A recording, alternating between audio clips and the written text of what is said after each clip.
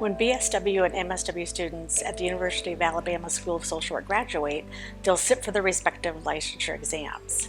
Passing these exams are necessary and critical to beginning their social work careers.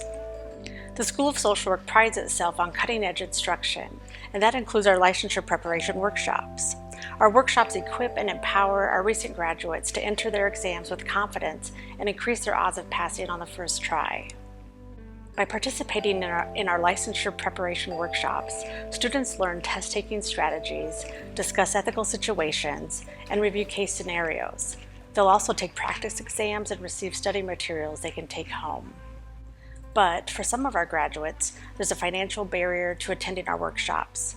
Our graduates have families and other financial obligations, and the pandemic has added a new layer of challenges. There are other licensure prep options, but our workshops are robust and the most comprehensive to best prepare our graduates to sit for their exams. So it's critical that the University of Alabama School of Social Work help our students alleviate this financial burden. So I'm thrilled that the School of Social Work's 2021 Bama Blitz Passion Project is to raise funds to help students cover the costs of their licensure preparation workshops.